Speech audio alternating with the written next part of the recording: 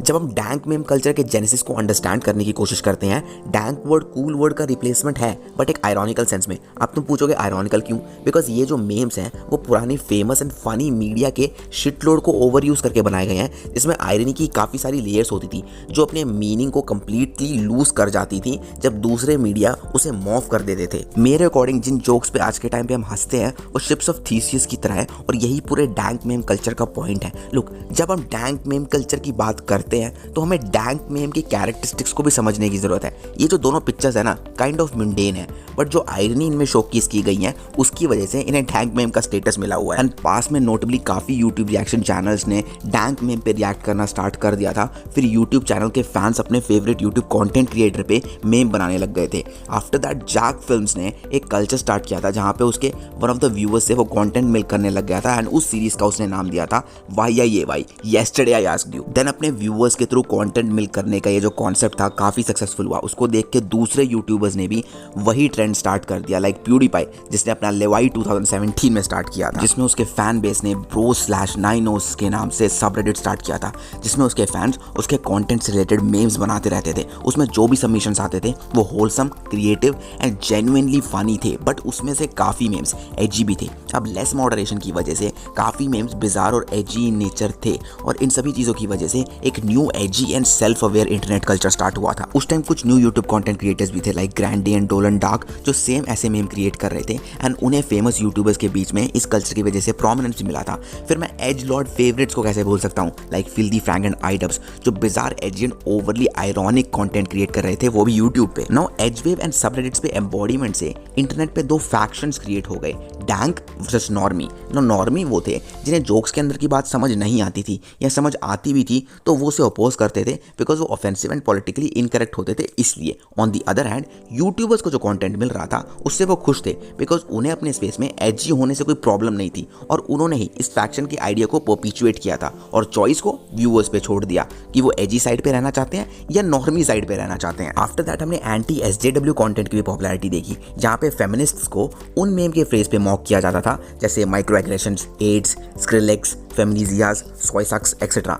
इस चीज़ ने नॉर्मीज वर्सेस डैंक के गैप को और वेच कर दिया था, जहाँ पे feminists, racial equality activists, liberal art students, LGBTQ activist and leftists को नॉर्मीज के बॉक्स में डाल दिया गया था। उस टाइम डार्कनेस की काफ़ी हाइप थी। जो भी कंटेंट आजकल हम एज नॉट ओके देखते हैं उन्हें सूटेबल समझा जाता था, एंड एन वर्ड बोलना या मेम्स में एन वर्ड का यूज़ करना अप्रोप्रिएट था। विमेंस को रिडिक्यूल करने के लिए मेम्स में सेक्सिस्ट ट्रोप्स का यूज़ किया जाता था। देन इन सबके बीच में बज़फीड चैनल को इन मेम्स से काफी हेट भी मिला था, बिकॉज बज़फीड का अपने कंटेंट में pro feminist and LGBTQ approach था, इसीलिए उन्हें क्रिंजी एंड नॉर्मीज का टैग दे दिया गया था, जो अपने माइक्रो एग्रेशन से ट्रिगर हो जाते थे। फिर वो एक मेम का सब्जेक्ट भी बन गए थे, जिसमें ये लिखा हुआ था कि I identify my self as an attack helicopter. Majority of the internet BuzzFeed पे हंस रहे थे, फिर उन्होंने इस चीज को नॉर्मलाइज करके डिसेंसिटाइज कर दिया, बट काफी कम लोग ये समझ रहे थे कि ये डैंक मेम कल्चर कितना हार्मफुल बनता जा रहा है। नाउ इंटरनेशनल यूट्यूब पे डैंक कल्चर काफी फ्लरिश हो रहा था, बट इन सब के बीच में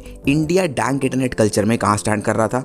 प्री 2015-16 के इंटरनेट एरा में सोशल मीडिया प्लेटफॉर्म सिर्फ एक एंटिटी से डोमिनेटेड था, RVCJ मीडिया ग्रुप। स्टार्टिंग में वो कभी मीडिया ग्रुप था ही नहीं, उसका जो ओरिजिनल स्टार्ट हुआ था ना वो टेक्स्ट बेस्ड जोक से स्टार्ट हुआ था, और आगे चलकर वो मेम्स में बदल गया, जिसे तुम आज भी देखोगे तो वो पॉलिटिकली करेक्ट नजर नहीं आएंगे। उस टाइम पे काफी मेम पेजेस भी थे जो एट्रॉसिटी से भरे हुए थे, जो क्रिंजी NFSW जोक्स मारते थे विद फोर्नोग्राफिक रेफरेंसेस, बट वो स्टिल माइनॉरिटी थे और उनसे कोई ज्यादा डिफरेंस भी नहीं आया। बट हमने AIB एंड EIC का एडवेंट देखा, उनके edgy and truly funny sketches के थ्रू उन्होंने इंडियन इंटरनेट कल्चर को रीडिफाइन कर दिया था। Indian YouTube space high production value content creators के लिए स्ट्रॉन्ग होल्ड था। जब top Indian music labels and movie production houses YouTube को फ्री एडवर्टाइजमेंट प्लेटफॉर्म समझ रहे थे, तभी हमने low production value home grown creators का राइज देखा। उनमें से इंडियन डैंक कल्चर का मेजर कंट्रीब्यूटर था Lakshya Chaudhary, let's call him LC, बोले तो लीफी का क्लोन।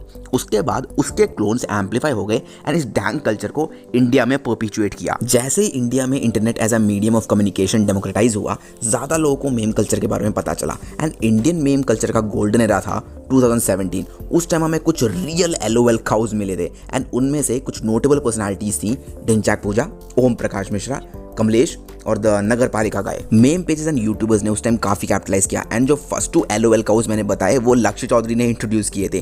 गोल्डन मेम एरा में हमारी कंट्री में डैंक एंड नॉर्मी का कोई डिवीजन नहीं था, इफ आई रिमेंबर करेक्टली। जो भी इंटरनेट पे एक्टिव था वो इन मेम्स पे जंप करता था, हंसता था और मजाक उड़ाता था। जो इंडियंस इंटरनेट पे स्टिल एक्टिव हैं वो उस टाइम को याद करते हैं जब meme templates and LOL cows का life span longer than usual था। बट ये 2018 में चेंज होने वाला था जब इंडियंस को इंटरनेट स्पेस में लाइमलाइट मिली थी because of that Reddit Indian people Facebook और उसका जो सब्सक्राइबर क्रूसेड था which lasted for months man. Meanwhile हम लोग मासेस के आइडियोलॉजीज में पोलराइजेशन एक्सपीरियंस कर रहे हैं जो इंटरनेट पे रिफ्लेक्ट भी करता है। हमने इंटरनेट पे डिफरेंट आइडियोलॉजीज प्रेजेंट होते हुए भी देखे हैं। लाइक एक क्रिएटर की एक पर्टिकुलर आइडियोलॉजी होती है, वो उसे प्रोपोगेट करता है और दूसरों की आइडियोलॉजीज को चैलेंज भी करता है। एंड इस पोलराइजेशन को फ्यूल मिला था टी सीरीज वर्सेस प्यूडीपाई के सब्सक्राइबर वॉर में। ये जो कॉर्पोरेशन वर्सेस इंडिविजुअल क्रिएटर की राइवलरी थी वो अगली तब बन गई जब नेशनलिज्म एंड रेस बीच में आ गया था। वो राइवलरी एक जोक होनी चाहिए थी जो फटाफट तगड़ी सीरियस हो गई। उसके बाद an number of YouTubers and meme pages ने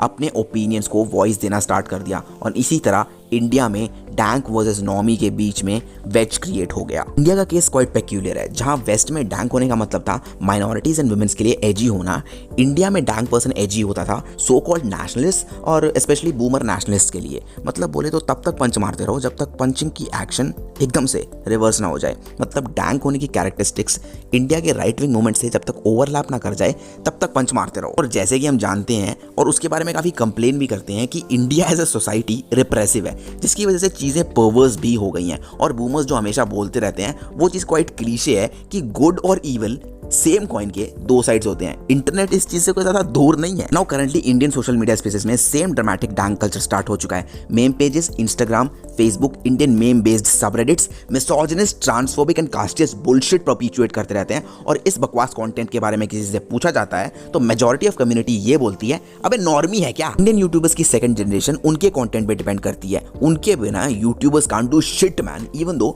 यूट्यूबर्स इम्यून रहने की कोशिश करते हैं टू पॉलिटिकली इनकरेक्ट शिट। जिन मेमर्स के कांटेक्ट में ये रहते हैं वो स्टिल प्रॉब्लमैटिक एक्ट करता है। फिर ये चीजें और क्रेजी हो जाती हैं तब जब यूट्यूबर्स इन मेमर्स के मर्च लाइन को प्रमोट करते हैं, देन हेट के थ्रू क्लाउड गेन करते हैं, उसके बाद उसी के ऊपर कैपिटलाइज करते हैं। लेट मी टेल यू इन मेम पेजेस के ग्रो करने का तरीका क्या होता है। I mean the method. Hateful content post करके क्लाउड गेन करो, फेमस ई सेलिब्रिटी एक्टिविस्ट को ट्रोल करो, उस पर मेम बनाओ, अपने फॉलोअर्स को ही बोलो कि उसके ऊपर मेम बनाए। ये तब तक करते रहो जब तक तुम्हें उस ई सेलिब्रिटी एक्टिविस्ट से रिस्पॉन्स ना मिले। रिस्पॉन्स मिल गया तो उसे ये बोल दो कि आयरनी है, नॉर्मी है क्या यार। फिर बिल ब्लर या रिकी जर्वाइस को देखो और एक थिक स्किन क्रिएट कर लो, ना कि आदित्य मित्तल के पीरियड जोक सुनो। गाइस यही इंटरनेट है, deal with it. Followers gain करो, एफबी ग्रुप बनाओ, अपने फॉलोअर्स को बोलो वहां मेम पोस्ट करे, वहां से कंटेंट ग्रैब करो, इंस्टाग्राम पे पोस्ट करो, अपने एमएस को यूट्यूब वीडियोस पे फीचर करो, मर्च रिलीज करो, पैसा ही पैसा। ओके टॉपिक पे वापस आते हैं। क्लाउड या हेट से पैसा कमाना, आयरनी चिल्ला के अकाउंटेबिलिटी से छुपना, इस तरह ये मेमर्स लॉट ऑफ शिट से बच चुके हैं। बट वेट, उन लोगों का क्या जो ये कंटेंट कंज्यूम कर रहे हैं, what the hell are they doing? वो इस शिट से एंटरटेन कैसे हो रहे हैं? वेल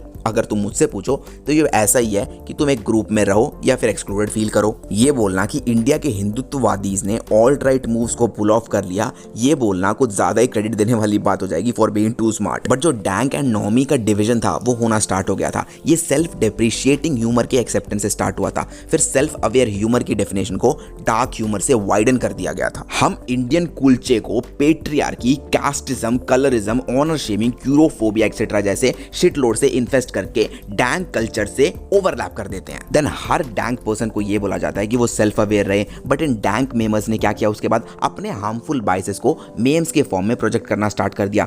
फिर दूसरे डैंक ब्रोस इसको एप्रोप्रिएट आयरनी समझने लग जाते हैं और ये बिहेवियर नॉर्मलाइज हो जाता है। और जब उन्होंने इसे नॉर्मलाइज कर दिया तो हमने एज अ कंज्यूमर इस शिट को लैप अप कर लिया और इसे as a new form of comedy समझ लिया। ये एजी एंड हार्मफुल शिट, और मैं अभी इसे कॉमेडी भी नहीं बोलने वाला, इतना नॉर्मलाइज हो चुका है कि अगर इंटरनेट पे कोई बंदा किसी पॉलिटिकल साइड पे लीन होता है तो वो इस शिट को ब्लाइंडली अप्रोप्रिएट मानता है। जब इंटरनेट पे हेटफुल शिट पोस्ट होता है और उस पे आयरनी का कवर चढ़ाया जाता है तो जो लोग उस हेट की तरफ पॉइंट आउट कर रहे होते हैं ना, उन्हें फूल समझा जाता है या फिर उन्हें स्टूपिड इंसल्ट से स्लैंडर कर दिया जाता है, जैसे लिबटार्ड, लिब्रंडू, नॉर्मीज, रैंडियन एक्सेट्रा। इवन जो वोक फोक्स हैं जिन्होंने इस ह्यूमर को अप्रोप्रिएट माना है और अपने ओन मीन्स के लिए इसे यूज किया है, उनमें से भी काफियों ने आयरनी के नाम पे काफी सारी चीजें पोस्ट करी हैं जो वोक नहीं है। नहीं तो ये सब पोस्ट देखो इंस्टाग्राम के, मैं तुम्हें फेसबुक का हॉट पाइल ऑफ गार्बेज नहीं दिखाना चाहता ना। अगर डैंक लॉर्ड लक्ष्य चौधरी की बात करें तो उसने डैंक कल्चर को प्रमोट करने का ट्राई किया था, बट वो अपने डैंकनेस के वर्जन में फेल हो गया बिकॉज वो अपने राइट विंग टॉकिंग पॉइंट्स पे ही बोले जा रहा था। और इंडियन मेम कम्युनिटी से रेडिक्यूल होने के लिए ये रीजन इनफ है बिकॉज वो कम्युनिटी भी वही कंटेंट पोस्ट करती है जिसे हेटफुल कंसिडर किया जाता है। सो गाइस, अगर तुम्हें वीडियो अच्छी लगी हो तो मुझे कमेंट करके बताना which was the best part. And अगर तुमने अभी तक रशिया वर्सेस यूक्रेन वॉर पे वीडियो नहीं देखी है तो लेफ्ट वीडियो पे क्लिक करो, और हिजाब पेंडेमिक पे वीडियो देखनी है तो राइट वीडियो पे क्लिक करो।